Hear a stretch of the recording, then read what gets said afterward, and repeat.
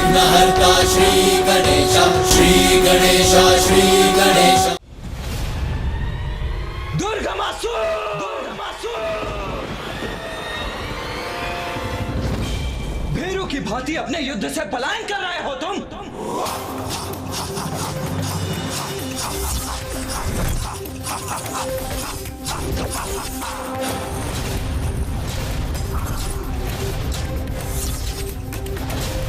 भीरू!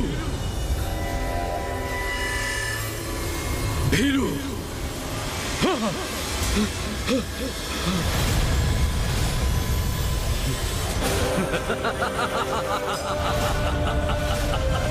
भीरू!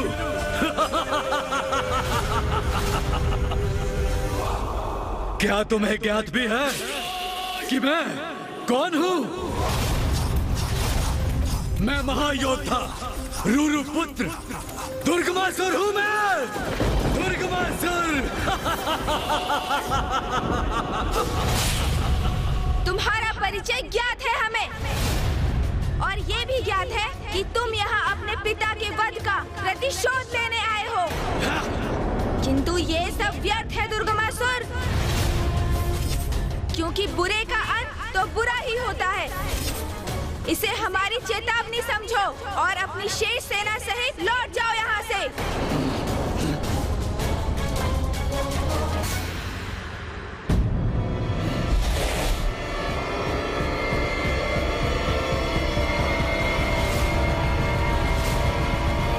चेतावनी दे रहे हो मुझे?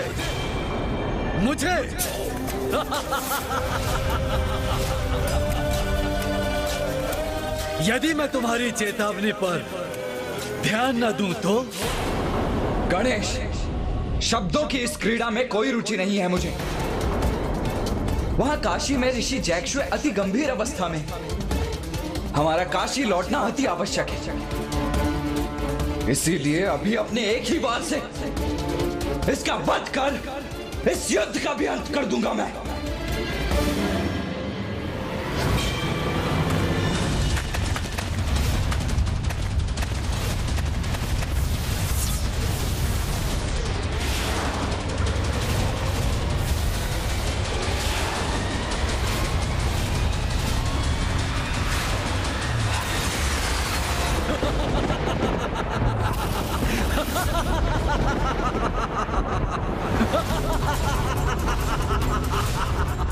मेरा घातक प्रहार भी इस पर अप्रभावी कैसे?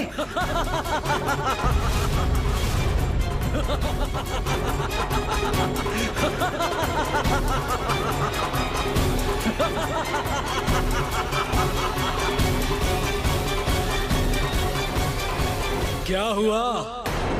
तुम तो एक ही बार में मेरा अंत करने वाले थे। आओ, आगे बढ़ो, अंत करो मेरा। क्या ये भ्रांति थी तुम्हारी कि एक असुर महायोद्धा दुर्गमासुर का अंत इतना सरल होगा? अंत करो मेरा, प्रयास करो, आगे बढ़ो। किंतु मुझे ढूंढ तो लो, ढूंढो ना, ढूंढो, ढूंढो, ढूंढो ना।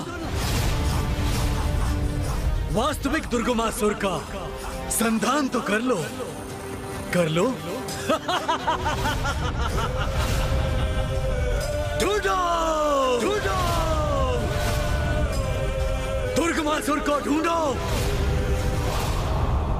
या!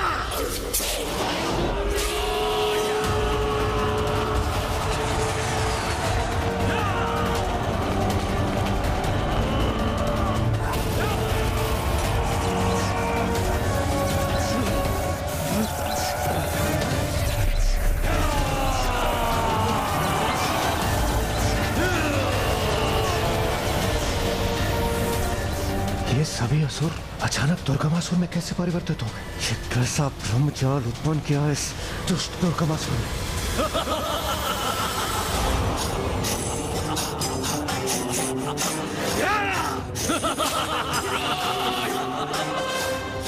यदि मैं यहाँ हूँ तो अपनी इच्छा पूर्ण करो, अंत करो मेरा, प्रयास करो। किंतु इन सहस्रों दुर्गमासुर में से मैं कौन हूं, ये तो ढूंढो।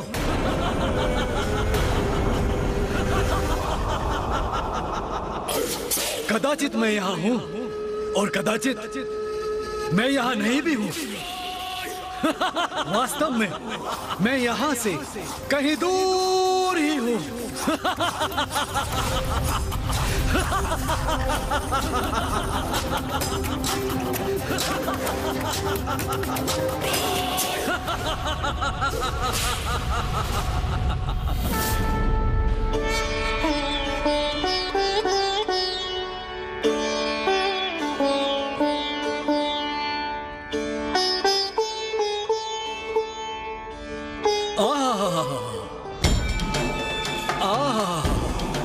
कौन हो तुम और यहाँ क्यों आए हो?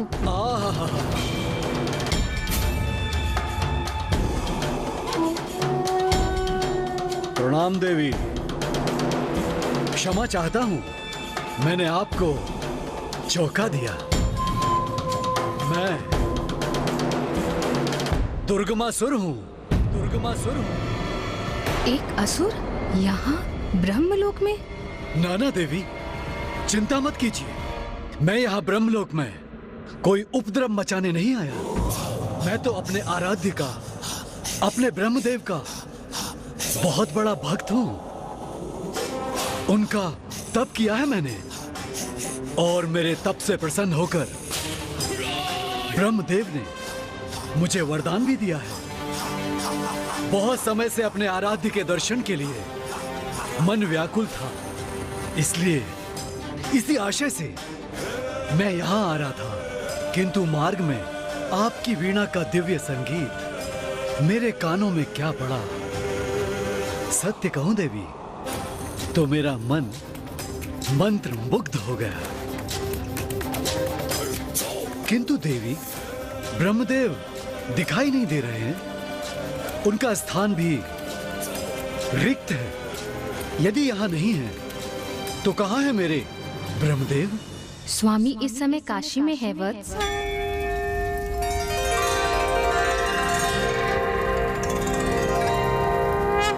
तब तो अभी भी उनके दर्शन का सुख प्राप्त नहीं होगा मुझे।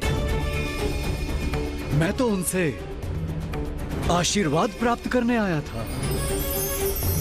प्रभु का आशीर्वाद तो सदैव अपने भक्तों के साथ है पुत्र।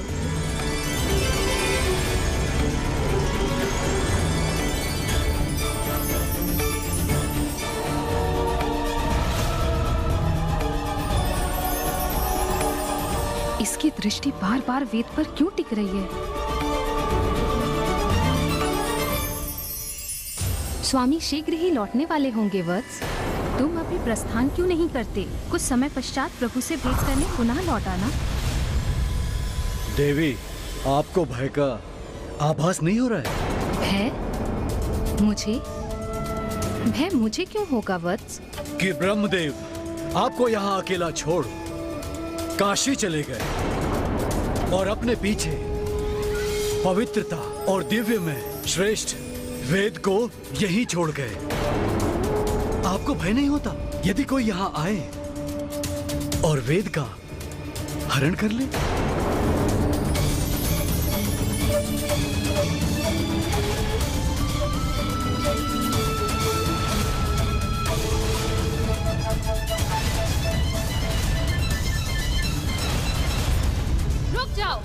ये तुम क्या कर रहे हो? स्वामी के आसन की ओर क्यों बढ़ रहे हो? देवी, चिंतित ना हो।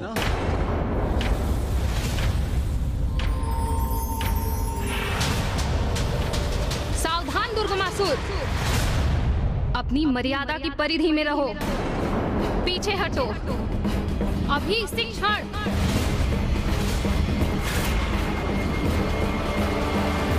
देवी, मैं ब्रह्मदेव का अनन्य भक्त हूँ। मैं तो आप पर उपकार कर रहा हूँ।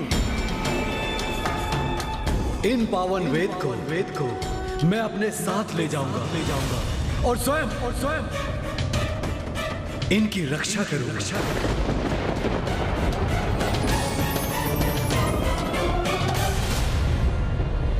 तुम ऐसे नहीं मानोगे। मैं अभी समस्त देवताओं का आह्वान करती हूँ।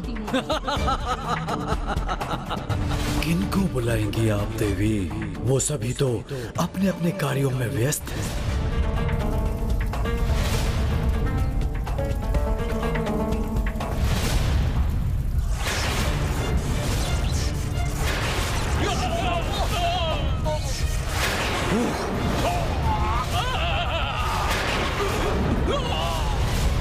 किंतु आप चिंता ना करें देवी, मैं हूं ना आपके सहयोग के लिए।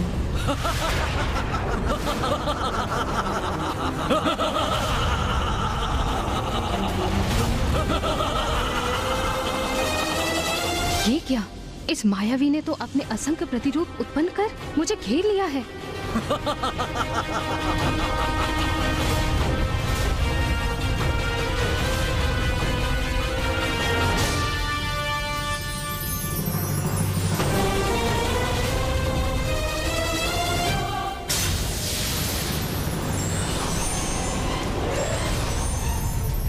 अब मैं ही वेद का स्वामी हूँ और ब्रह्मदेव कहलाने का अधिकारी भी मैं ही हूँ।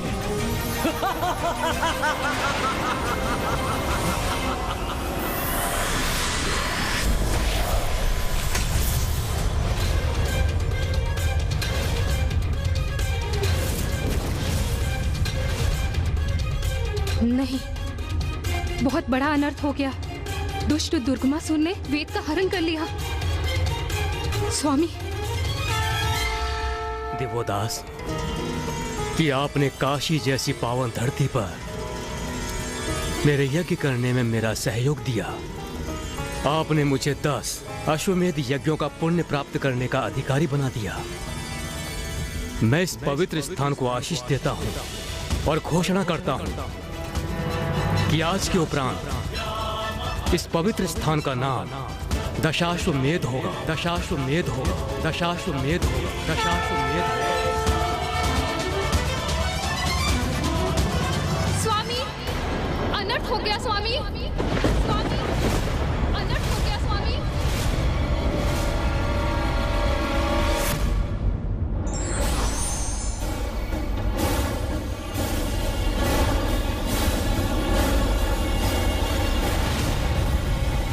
दुष्ट दुर्गमासुर यहाँ से वेद का हरण कर उन्हें अपने साथ ले गया स्वामी। ये तो घोर अनर्थ हो गया। देवी देवताओं और धर्म की शक्तियां, वेद लुप्त हो गए तो यज्ञ नहीं होंगे। यज्ञ नहीं होंगे तो भविष्य नहीं होगा। भविष्य नहीं होगा तो देवताओं को भोजन प्राप्त नहीं होगा। वेद विहीन संसार में तो देवता दुर्बल हो जाएंगे।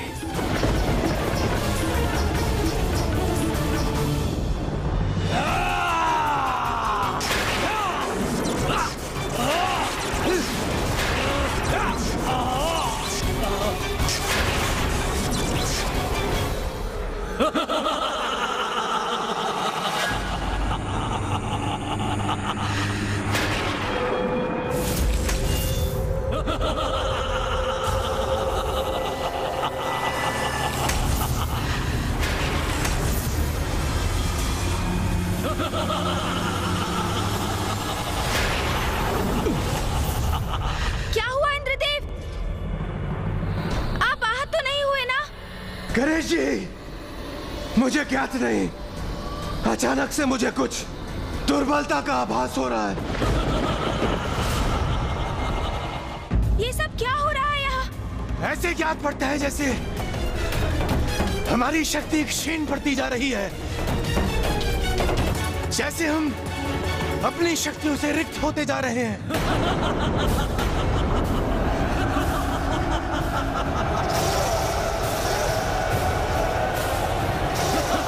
ये दुष्ट असुर तो स्थिर पड़े देवताओं की ओर बढ़ रहे हैं। इन्हें रोकना होगा मुझे। भैया, देवगण तो अत्यंत दुर्बल प्रतीत हो रहे हैं। वो अपनी इस अस्वस्थता की स्थिति में युद्ध करने में सक्षम नहीं। हमें देवताओं को मंदार पर्वत ले जाना होगा।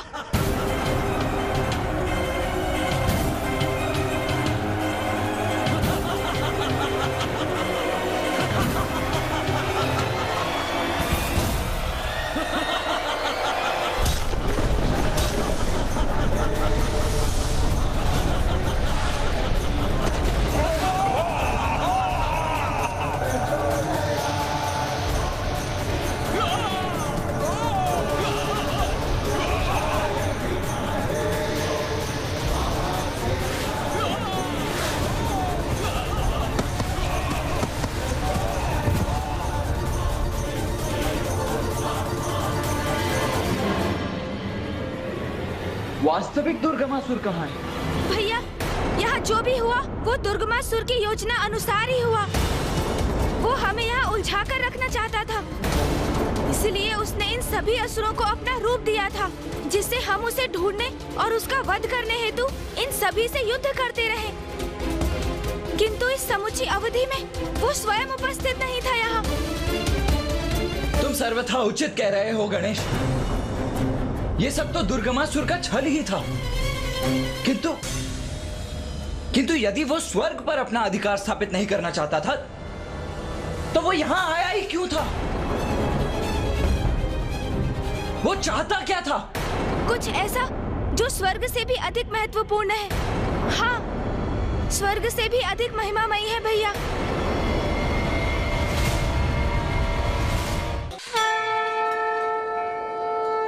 मामा जी, ये देवताओं को हुआ क्या है? अचानक ये सब इतने शक्ति विहीन क्यों हो गए? इनके शक्तिहीन होने का कारण क्या है? वेद वेद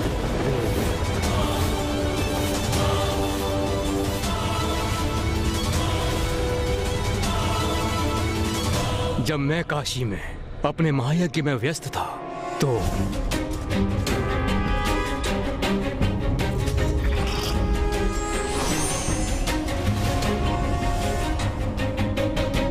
अर्थात दुर्गमासुर ने वेद चुरा लिया है। देवताओं के अशक्त पड़ जाने का यही कारण है, क्योंकि धर्म और देवताओं की शक्ति के आधार तो वेद ही है।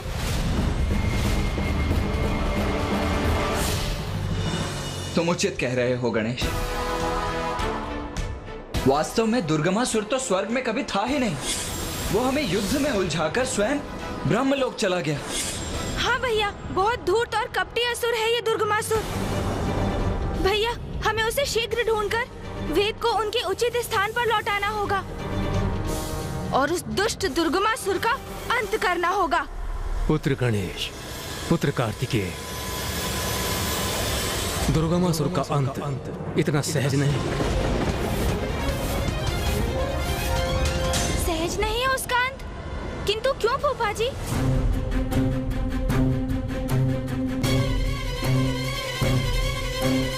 क्योंकि दुर्गमासुर का वध नहीं हो सकता, क्योंकि उसे मेरा वरदान प्राप्त है।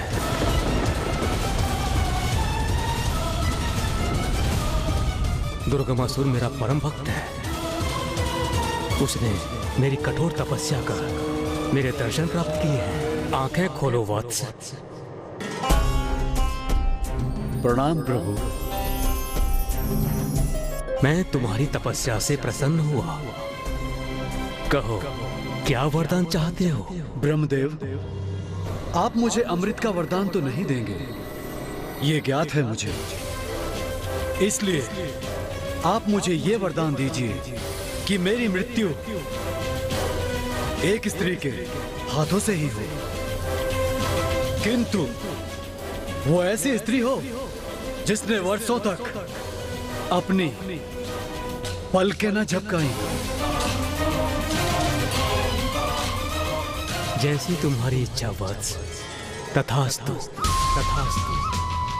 ब्रह्मदेव, धन्यवाद।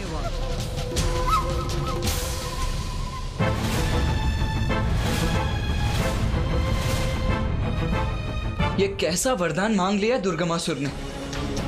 एक ऐसी स्त्री जिसने कभी अपनी पलकें तक ना झपकाई हो। किंतु ये संभव कैसे है? एक ऐसी स्त्री जो अपनी पलकें ना झपकाए, ऐसी स्त्री की कल्पना और अस्तित्व तो असंभव है।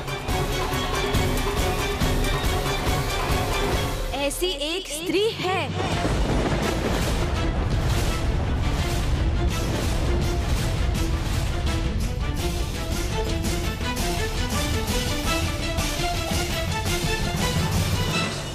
किंतु भैया, माँ के हाथों दुष्ट दुर्गमासुर का वध तब तक संभव नहीं जब तक माँ और पिताश्री की भेंट ना हो जाए। माँ आज भी अपलक पीड़ा युक्त पिताश्री के काशी लौटने की प्रतीक्षा में है। भैया, हमारे लिए भी ये एक कड़ी परीक्षा का समय है, क्योंकि अब हमें केवल ऋषि जैगिश्वे की मुक्ति का ही नहीं, वरन माँ और पिताश्री के शीघ्र मिलन के लिए प्रयास तीव्र करना होगा। तभी माँ की पीड़ा भी दूर होगी और इस पीड़ा के अंत से ही सृष्टि पर छाई दुर्गमासुर नामक संकट का भी अंत संभव हो पाएगा भैया। ज्ञात नहीं इस अंतराल दुष्ट दुर्गमासुर की अगली योजना क्या हो, इसलिए अब शीघ्र अति शीघ्र माँ और पिताश्री का मिलन अति आवश्यक हो गया है भैया। अवसर मिलने पर भी जो उसका उचित लाभ नहीं उठा पाते और स्वयं का ही अहित कर बैठते हैं, महामूर्ख कहलाते हैं। For more updates, subscribe to our channel, click the show links and enjoy watching the videos.